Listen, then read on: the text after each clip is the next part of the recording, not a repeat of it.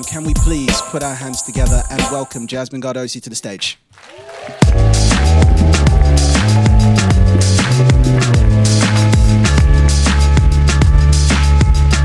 Not quite that tall. Hey, it's like, haven't seen you before. I have. Can I do a new poem for you guys?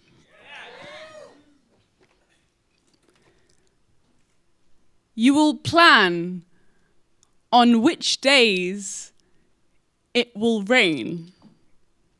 No, really, like, you have a meeting on Wednesday, and on Thursday you're going for a jog, so you'll schedule the rain for Friday. And on Friday, you'll huddle in 3 blankets and watch the outside collapse itself against your bedroom window. Then that weekend is just back to back. So is the whole week after, so you won't book the rain again until the last Sunday of the month. When Sunday comes, you'll hear it on the roof with a vengeance. It will calm down by morning. A fortnight later, you'll be halfway to your friend's birthday drinks when it starts to drizzle. But you had earmarked tomorrow for bad weather. When you arrive, you'll wring out your sodden jumper and apologize for the way you look. You had made an effort. It'll happen again. You'll be having lunch outside an hour before that really important presentation when it will spit. Then shower. Then downpour. You sprint inside to save your prompt cards. And in the boardroom, you project over the outdoors, which tries and just can't keep itself quiet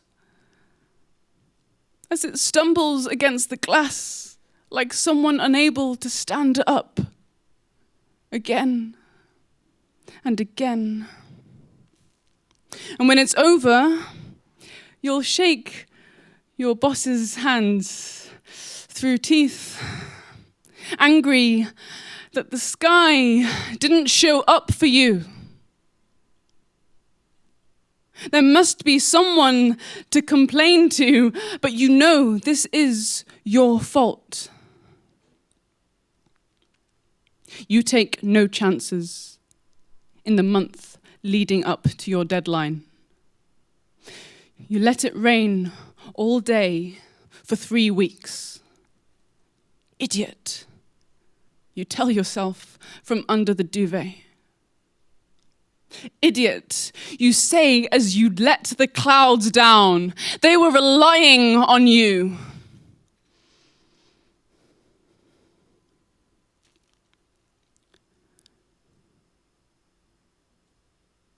In the final week, it's dry.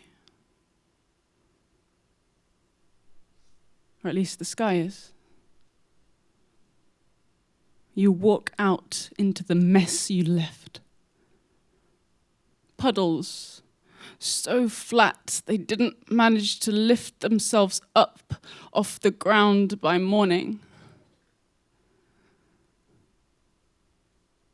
You are in the office that afternoon for the final touches when you look out of the window to see the landscape shuddering, unable to contain itself. And you will push the desk from you and shout that this is unacceptable, this is unprofessional, this is stupid. You call yourself on the way home through sheets of water rocking back and forth like the air is trying to console itself. Stupid, couldn't you have just... By the time you get in, it hails. like no one's listening, even though the neighbors have closed their windows now.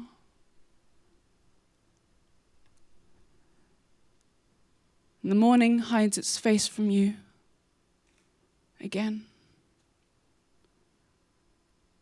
You see the pavement couldn't keep itself dry and is ashamed of it again.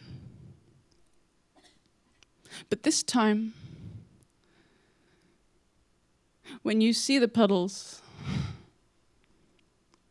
you tell the reflections that you understand. And you ask them if they're okay.